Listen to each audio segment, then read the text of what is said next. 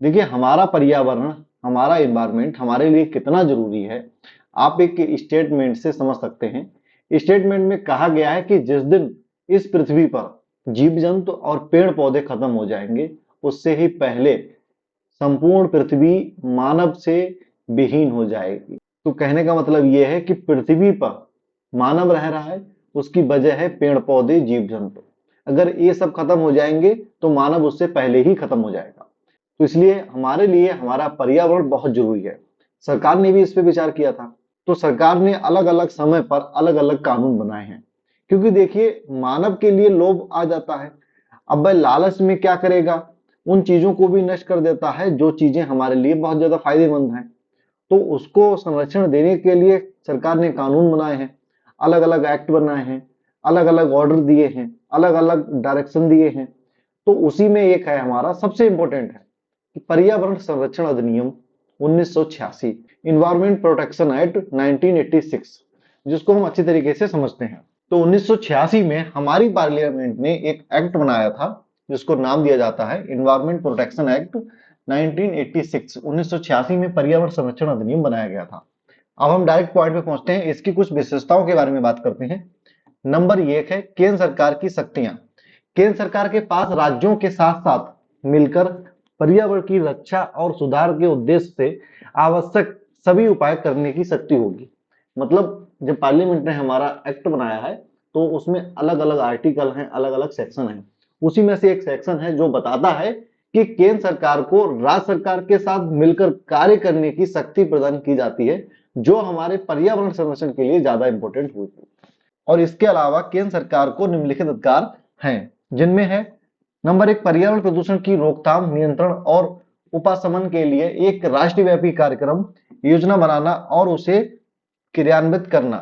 मतलब पूरे देश के लिए, पूरे देश में हर जगह पर ऐसा एक कोई प्रोग्राम या कार्य योजना बनाना जिससे क्या हो कि कोई विशेष थीम हो, कोई स्पेशल थीम रखी गई हो कि मान लीजिए आज हमें जो हमारे पेड़ पौधे हैं इस टाइप से उनका संरक्षण करना है, या नए पेड़ पौधे लगाने हैं पूरे देश में।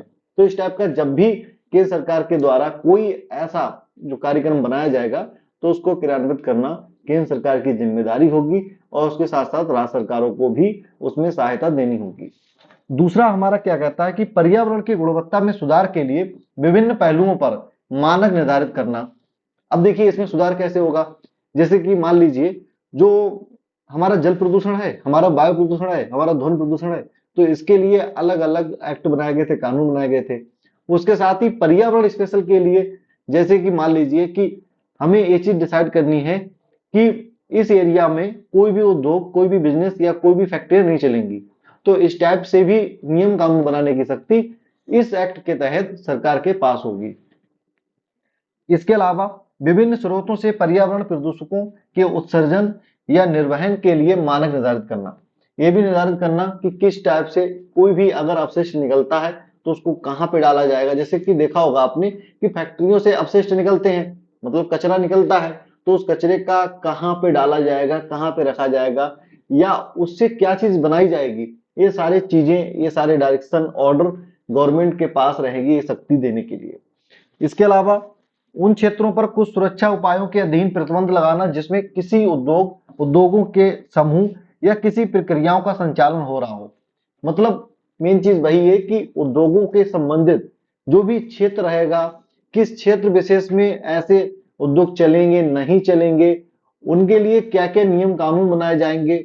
और मान लीजिए अगर कोई कंपनी है, कोई फैक्ट्री है, अगर उसके द्वारा एक निर्धारित मापक से ज्यादा प्रदूषण होता है तो फिर केंद्र सरकार के पास या राज्य सरकार के पास ये अधिकार रहेगा कि वह उसको बंद करवा दे। ये सारी शक्तियां पर्यावरण संरक्षण अधिनियम 1986 देता है।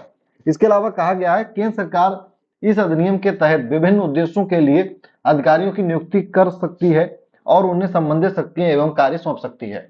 मतलब जब भी केंद्र सरकार को लगेगा कि किसी हमें स्पेशल एरिया में कोई ऑफिसर को भेजना है तो उसके लिए किसी भी सर्विस के जिससे केंद्र सरकार को सही लगे, उसका नॉलेज होना चाहिए उस ऑफिसर को, उसके लिए नियुक्त कर सकती है और किसी स्पेशल क्षेत्र में वहां पर पोस्टेड कर सकती है। ये शक्तियां केंद्र सरकार के पास होंगी। और इसके अलावा यह अधिनियम केंद्र सरकारों को निर्देश देने की भी शक्ति देता है, जिसमें है किसी उद्योग के संचालन या प्रक्रिया को बंद करने, उसका निषेध, विनियमन करने की शक्ति, बिजली, पानी या किसी अन्य सेवा की आपूर्ति को रोकने या विनियमन करने की शक्ति दी जाती है। मतलब केंद्र सरकार के पास ये शक्ति रहेगी कि वह राज्य सरकारों के लिए निर्देश देगी कि आपको किस टाइप से कहां पर क्या व्यवस्था करनी है, बिजली, पानी, किस एरिया में पानी की मात्रा ज्यादा नहीं होनी चाहिए या उसकी रोकथाम के लिए राज्य सरकार क्या करेगी, ये सारी शक्ति केंद्र सरकार के पास रहेगी कि वो वहां पर निर्देशित उनको करेगी। इसके अलावा जो प्रदूषक उत्सर्जन पर प्रतिबंध लगाने की, जैसा कि मैं पहले बता चुका हूं कि एक मानक से एक लेवल जो रहेगा उससे ऊपर अगर कोई भी बिजनेस, कोई भी फैक्ट्रियां, कोई भी कंपनी, कोई भी निगम अगर ज्यादा प्रदूषण करता है तो उसके ऊपर रोक लगाने की शक्ति केंद्र सरकार के पास रहेगी। इसके अलावा प्रवेश और निरीक्षण करने की शक्तियां, केंद्र सरकार द्वारा नियुक्त किसी भी व्यक्ति को किसी भी स्थान पर आवश्यक सहायता के साथ निम्नलिखित कारणों से प्रवेश करने का अधिकार होगा, जिसमें कहा गया है अधिनियम के अंतर्गत दिए गए किसी भी आदेश, अधिसूचना, निर्देशों के अनुपालन के लिए निरीक्षण। दूसरा कहा गया वह किसी उपकरण, औद्योगिक रिकॉर्ड, रजिस्टर्ड दस्तावेज या किसी भी प्रकार की भौतिक वस्तु की जांच के लिए। तो इन सब चीजों के लिए केंद्र सरकार के द्वारा जो भी अधिकारी को नियुक्त किया जाएगा तो राज्य सरकार को वहां पर परमिशन देनी होगी कि वो किसी भी क्षेत्र में जाकर केंद्र सरकार का कोई भी ऑर्डर है, कोई भी सूचना है, उसके अनुसार वहां पर काम करेगा, निरीक्षण करेगा। तो ये शक्ति भी केंद्र सरकार के पास है और उसमें भी राज्य सरकार के द्वारा उसकी सहायता की जाएगी। ऐसा नहीं है कि केंद्र सरकार ने उधर से अधिकारी भेज दिया और राज्य सरकार उसको रोक रही है कि नहीं नहीं हमारे राज्य में तो आपकी एंट्री नहीं है या हमारे इस जगह पर आपकी एंट्री नहीं है। तो ऐसा नहीं होगा। इस कानून के तहत राज्य सरकार को सहायता के साथ एंट्री देनी होगी, हेल्प भी करनी होगी, केवल एंट्री नहीं। इसके अलावा कहा गया कि पर्यावरण प्रयोगशालाओं की स्थापना, इसी अधिनियम के तहत जो पर्यावरण के लिए प्रयोगशालाएं भी बनाई जाएंगी, जिसमें क्या कहा गया, अधिनियम के अनुसार केंद्र सरकार के पास निम्नलिखित शक्तियां होंगी।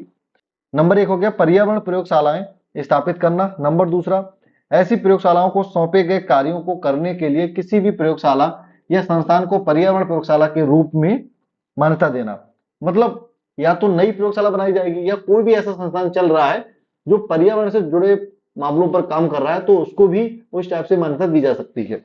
इसके अलावा केंद्र सरकार को पर्यावरण प्रयोगशालाओं के कार्यों को निर्देश करने वाले नियम बनाने का भी अधिकार रहेगा कि आखिर जो प्रयोगशालाएं होंगी वो किस टाइप से नियम कानून बनाएंगी, कैसे वर्क करेंगी, कितना वर्क करेंगी, इन पर भी नियम बनाने का केंद्र सरकार के पास अधिकार रहेगा। इसके अलावा इसमें अगला पॉइंट है कि सरकारी विश्लेषक की नियुक्ति की जाएगी। किसी मान्यता प्राप्त पर्यावरण प्रयोगशाला को हवा, पानी, मिट्टी या अन्य पदार्थ के नमूनों के विश्लेषण के लिए केंद्र सरकार एक सरकारी विश्लेषक की नियुक्ति कर सकती है। उसके अलावा अपराधों के लिए दंड, अधिनियम के किसी भी प्रावधान का अनुपालन न करना या उल्लंघन करना अपराध माना जाता है। मतलब इस कानून में जो भी बताया गया अगर उसका उल्लंघन होता है, वो काम नहीं किया जाता है तो उसको एक अपराध माना जाएगा।